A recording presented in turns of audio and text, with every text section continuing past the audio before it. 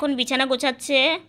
আর এই শীত পড়ে বোনের বিছানা গোছানোর খাটনিটা আরও বেড়েই গেছে, তাই না বোন?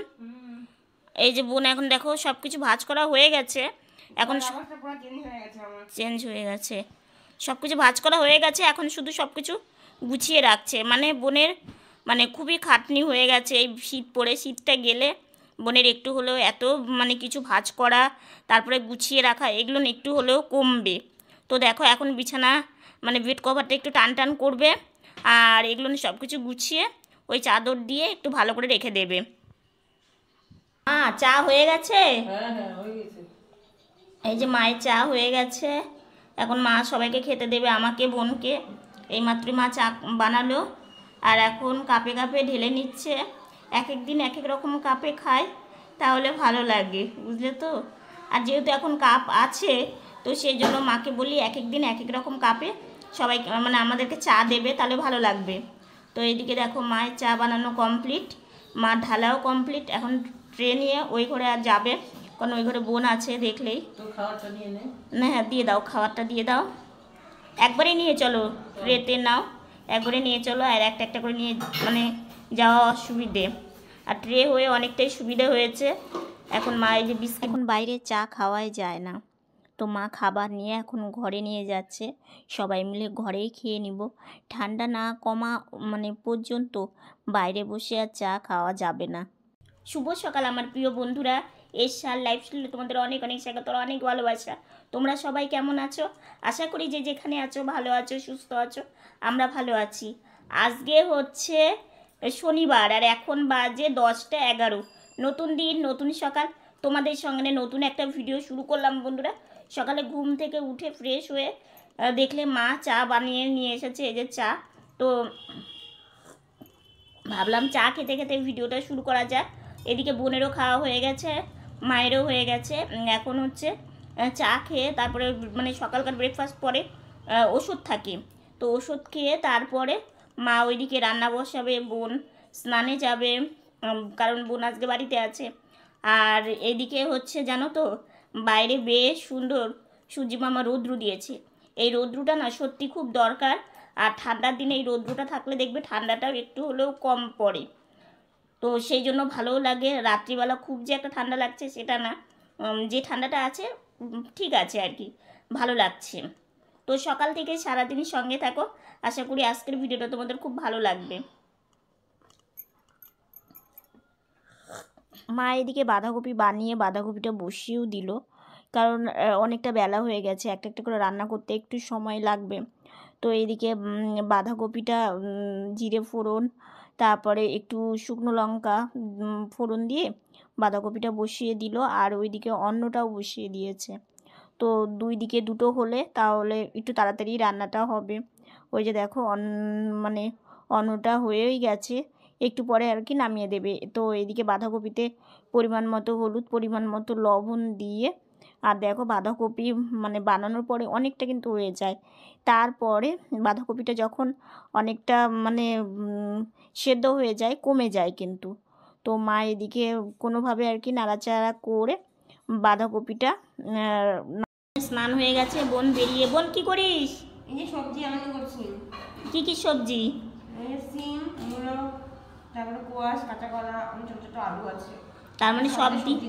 আচ্ছা, আর শীতের দিনে সবজি ঝোল খেতে কিন্তু বেশ ভালোই লাগে। আর সাদা মূলো এনেছে, আর মা ওইদিকে দেখলে রান্না একটা বসিয়ে দিয়েছে, আর সবজি বানানো হলে সবজি ঝোল করবে আর কি, সব রকম সবজি দিয়ে। তো সেই জন্য বোন এটা বানিয়ে দিচ্ছে, দিয়ে তারপর ঠাকুর ঘরে যাবে।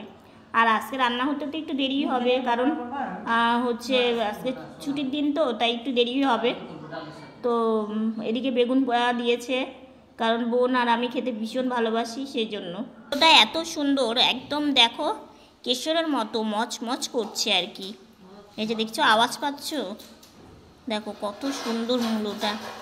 শীতের দিনে এই মূলো আর সব রকম সবজি দিয়ে ঝোল হলে আর কি চাই বলো। বোন মা রান্নাবান্নার কাজে ব্যস্ত আছে, বাবার আমি বেরিয়ে পড়লাম। কোথায় আছি বলো তো, বলছি তোমাদেরকে। বাবা এসে বলছে, তো ভাবলাম যাই, বাবার সাথে ঘুরেও আসা হবে, আর দেখাও হবে। আর আজকে জানো তো বাইরে কিন্তু ভীষণ সুন্দর রৌদ্র উঠেছে।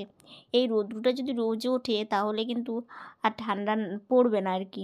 আর এতটা ঠান্ডা ভালোও লাগে না।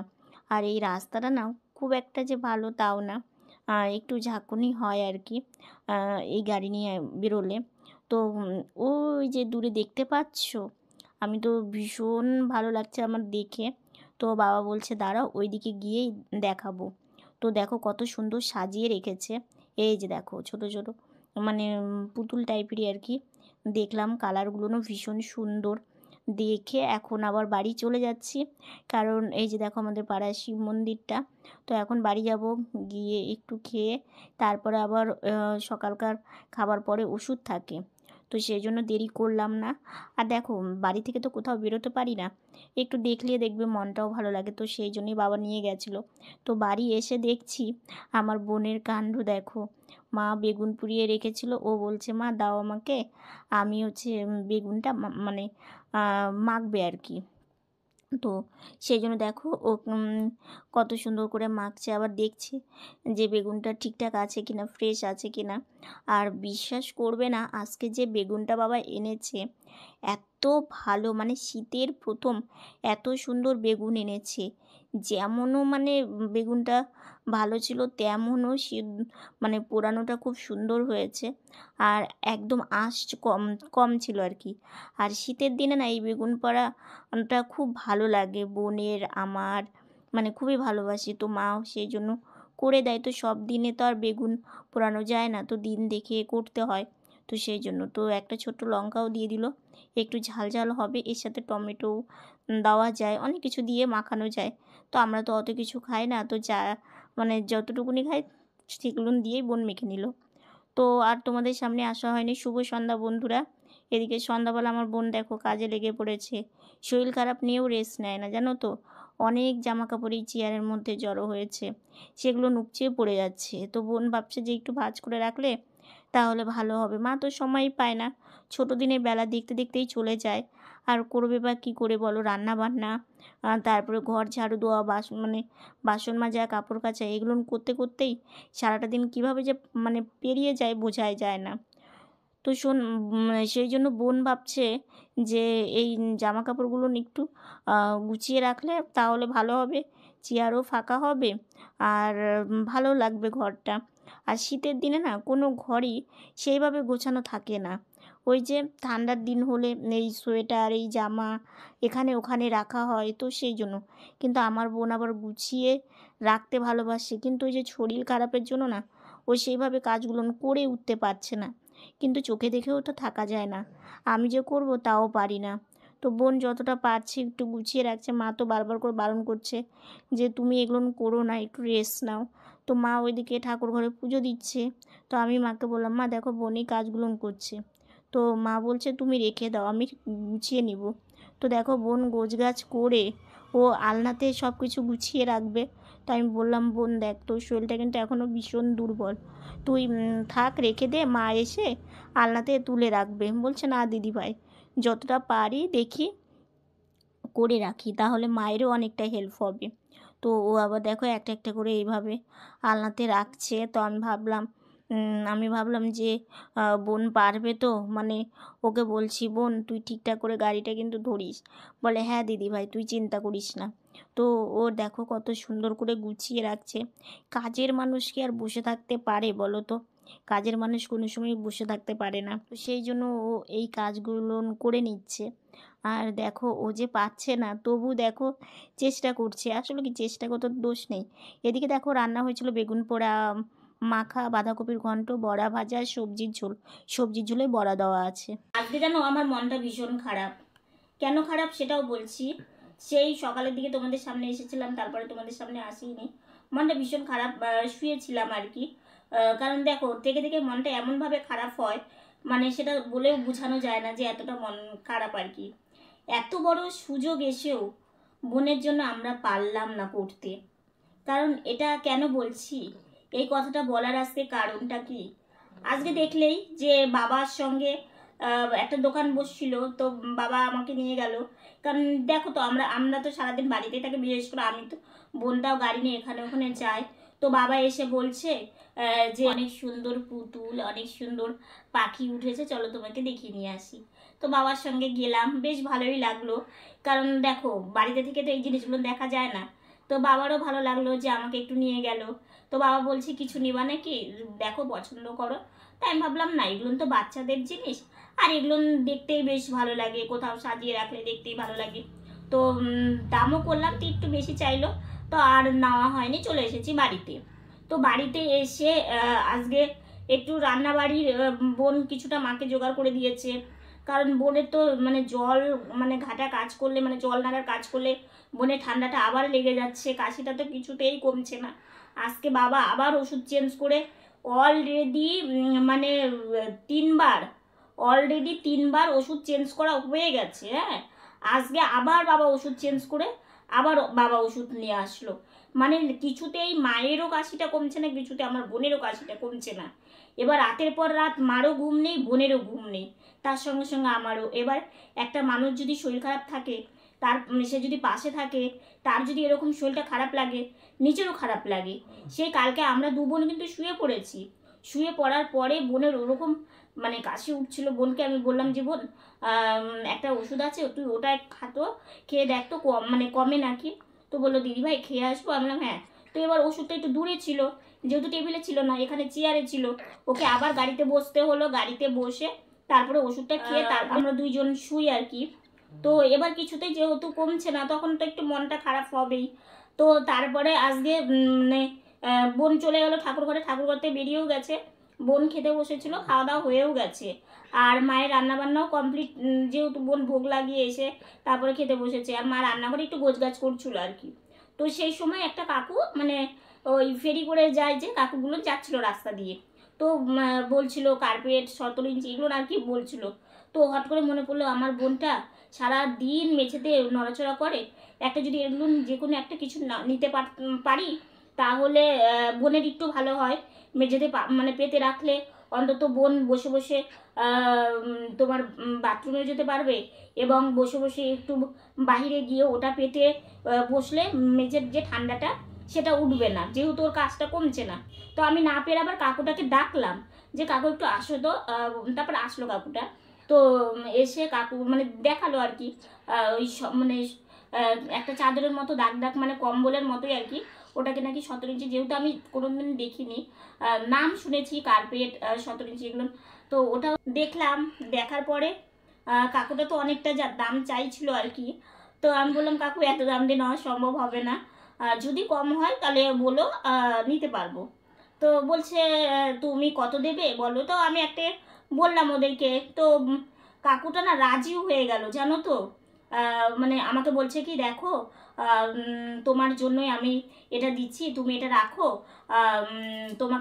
তোমাকে যদি আমি কিছু দিই তাহলে আমার ভালো হবে, মানে এরকম একটু কথা বলছিলাম। না কাকু, যেটা দাম সেটা তো তোমাকে নিতেই হবে, হয়তো তার থেকে একটু কম মানে একটু কমাতে পারো, বেকার তোমারও তো কষ্ট না, কষ্ট করে তুমি ঘুরে ঘুরে জিনিসগুলো বিক্রি করছো, আর হচ্ছে আমাকে মানে দিয়ে যাবে, আমি তো ওটা নিতে পারবো না। তো বলছে না না নাও, তুমি একটা নাও, কোনটা তোমার পছন্দ। তো আমি একটু মানে একটা ছোট টাইপের ছিল, আর একটা বড় টাইপের ছিল। তো ভাবলাম বড় টাইপের নিলে আমাদের এই মেঝেটা হয়ে যেত, মানে তোমার কার্পেটটা দেখলাম আর কি। তো বোন বলছিল দিদিভাই ডিজাইনটা খুব সুন্দর, মানে আমার বোনের খুবই পছন্দ হয়েছে, বলে কি দিদিভাই তুই এটা নে, কার্পেটের কথা বলছিল, এটা নে। তো আমি বললাম কি বোন এটা নিব, থাক, এটার থেকে ওই কম্বলের মতো যেগুলো না হয় ওগুলো নিয়ে একটা নিন। তো বলছে না দিদিভাই এগুলো মোটা আছে তো ভালো হবে।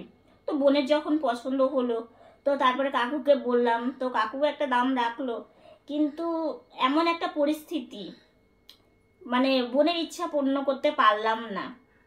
মানে এদিকে কাকুটাও তো কষ্ট না, ঘুরে ঘুরে বিক্রি করে, মানে কাকু বললে দিত, কিন্তু আমার খারাপ লাগলো প্রথমত। আর কাকুটা অনেক দামটা কমিয়ে আমাদেরকে বললো মানে লাস্টের দিকে, কিন্তু সেই সময় আমার কাছে ক্যামেরাটা ছিল না, আর আমার খুব খারাপ লাগছিল যে এই ঠান্ডার জন্য বোনের জন্য যদি একটু এটা নিতে পারতাম তাহলে আমার বোনের অনেকটা ভালো হতো।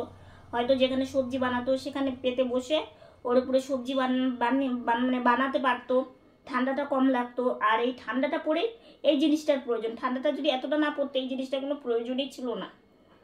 তো তারপরে মানে কাকুটা বারবার করে বলছে নাও নাও নাও, তো আমি বললাম না কাকু পারবো না গো, কারণ মানে আজকে সেই পরিস্থিতি আমাদের ছিল না।